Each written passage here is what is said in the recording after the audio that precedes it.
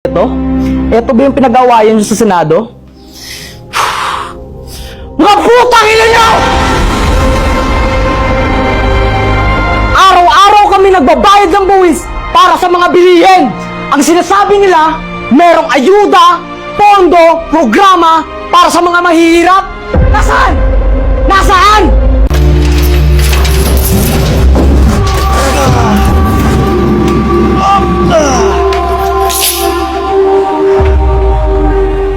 Ganito ang itsura ng 1 bilyong piso.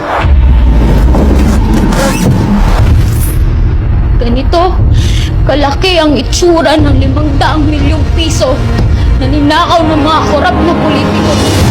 Ganito kalaki ang itsura ng 250 million. 100 milyon to?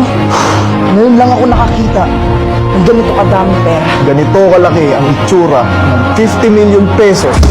Ganito pala ang itsura ng 10 milyon na ninakaw ng mga kurap na politiko. Ganito kalaki ang itsura na 1 milyong piso ninakaw na isang kurap na politiko. Balita ko, pati mga classroom ginawa niyo ng negosyo. Alam niyo ba na ang 1 milyon na to kayang bumili ng 850 pieces na upuan para sana sa aming mga estudyante at kaya nitong punuin ng halos 30 na classroom sa iba't ibang eskwelahan. Diba sabi niyo, kabataan ng pag-asa ng bayan. Pero bakit pati pondo ng edukasyon, pinoporsyentohan niyo? Porkit ba yung mga anak niyo sa private school nag-aaral, kaya sa amin wala kayong pakialam? Ilang henerasyon pa ang nanakawan niyo ng kinabukasan? Kung hindi kayo, sino ang tutulong sa amin mga estudyante na magkaroon ng magandang edukasyon?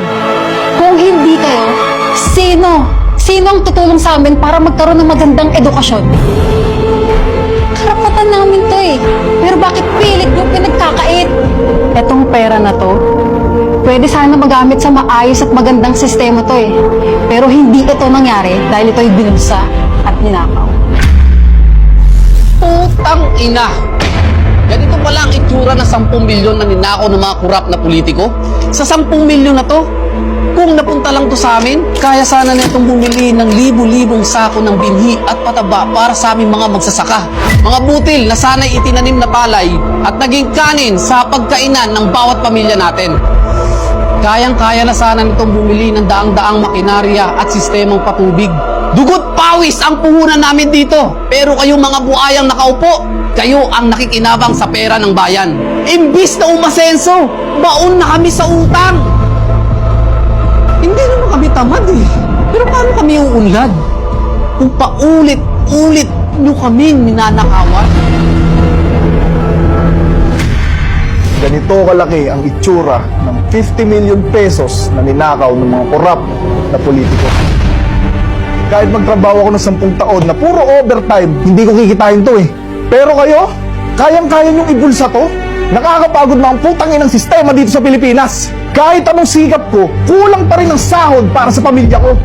Alam mo kung ano pa yung masakit? Yung buwis na kinakaltas sa sahod ko, hindi man lang bumabalik sa akin bilang maayos na serbisyo.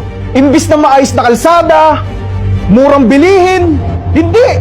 Puro sports car at mansyon ang nakikita ko sa social media. Ano yun? Kami nagpapayaman sa inyo? Ang sarap yung yakapin sa leg hanggang sa mag-violet na kayo. Tangina! Tapos kami isang kahig isang tuka?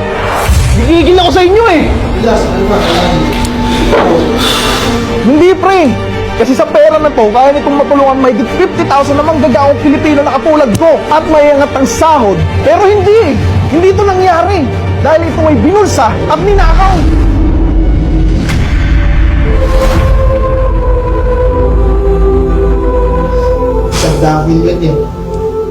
Sangdaang milyon to? Ganito pala kadami ang mga ninakaw ng mga kurap na politiko. Ngayon lang ako nakakita ng ganito kadaming pera. Grabe, 2 milyon sana ang nagugutom na Pilipino ang kayang pakainin neto. Eto ba yung pinag-awayan nyo sa Senado? Mga putang ina nyo! Araw-araw kami nagbabayad ng buwis para sa mga bilihin. Ang sinasabi nila, merong ayuda, pondo, programa para sa mga mahihirap. Nasaan? Nasaan? Wala. Wala kaming nakikita kundi mga politikong nagpapayaman. Hindi naman namin kasalanan na pinanganak kami na mahirap. Ang gusto lang namin, mabuhay na may dignidad. Pero wala eh. Ang tingin nyo lang sa amin mahihirap, salot sa lipunan. Nagiging mahalaga lang naman kami sa inyo pag kailangan nyo ang boto namin tuwing eleksyon. Diyan kayo magaling. Pero pagkatapos nun, wala na kaming kwenta sa inyo. Ang gagarapal nyo magnakaw ng milyong-milyong pera na hindi nahuhuli, samantalang isa sa amin nagnakaw ng isang sakong bigas. Dinamp agad ng mga pulis. Sa totoo lang, ang dami sana mabubusog sa pera na to, pero hindi ito nangyari. Dahil ito ay binulsa. Tinakaw.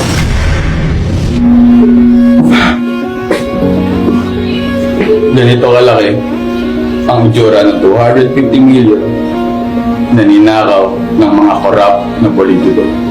Araw-araw akong bumabiyahe sa kalsada, nainitan, nauulanan, para lang makapag-deliver at may mauwi sa pamilya ko. Hindi nyo ba kayang gumawa ng tapat na proyekto na hindi nyo pinopresyentuhan? Sira ang daan, puro lubak, halos buhay na namin yung kapalit sa bawat biyahe namin eh. Tapos yung kita namin, halos ubos na. Dahil sa putang inang mahal na gasolina na yan at sa mga boundaries namin. Di ba may pondo naman para sa kalsada, murang serbisyo at suporta sa aming mga rider. Pero saan napupunta? Putang ina. Ayun! Nasa bulsa ng mga buhaya. Tapos pag na-aksidente kami, wala kaming makuhang kulong. Kapag nawalan kami ng trabaho, wala kaming masasandalan. Sa malaking halaga na to, kaya nitong gawing ligtas at maayos na biyahe ang mga libo-libong tricycle driver, bus driver, jeepney driver, at sa mga kapwa ko rider na araw-araw na nagsasakripisyo para makapaghanap buhay. Pero hindi ito yung nangyari dahil ito ay binulsa at ninakaw.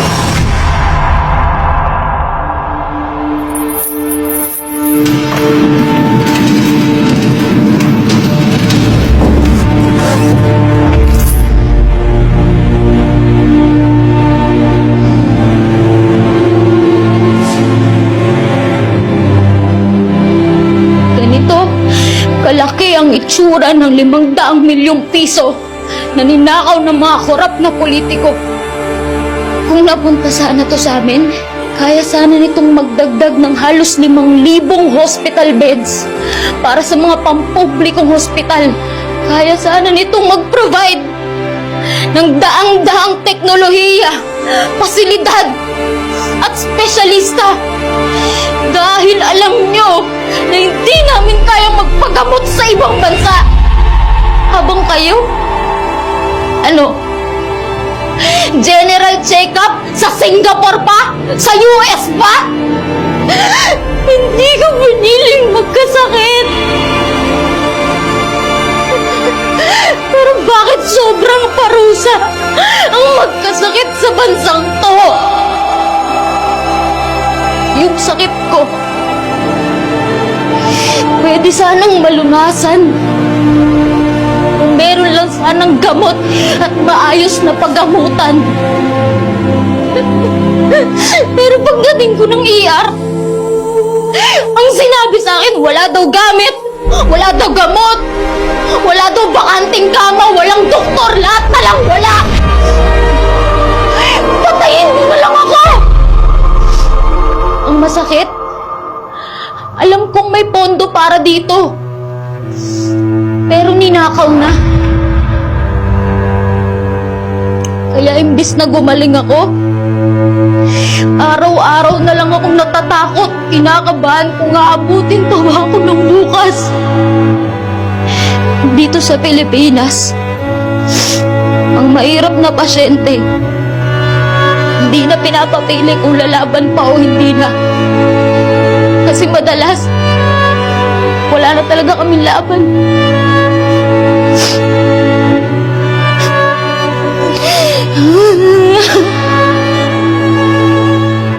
Hindi na tama!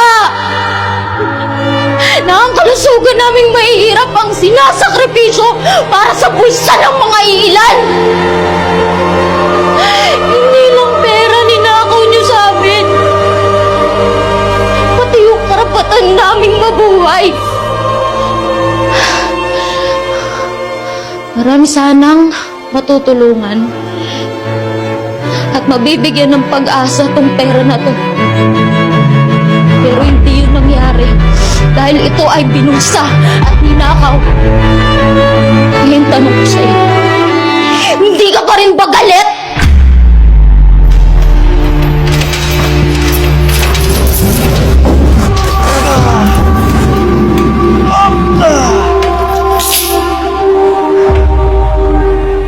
Ganito ang itsura ng 1 bilyong piso na ninakaw ng mga korap na politiko. Kung napunta lang sana sa amin to, mababawasan ng halos 2,000 namamatay kada taon.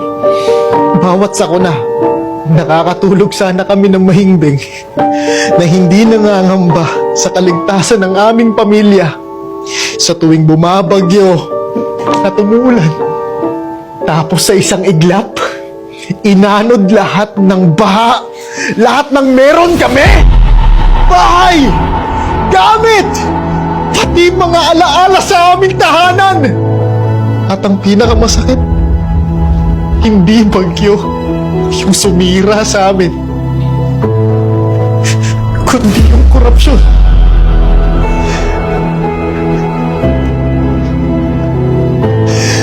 Kung nagamit lang sana sa tama itong pondo na to para sa flood control, masaya sana kami magpapasok.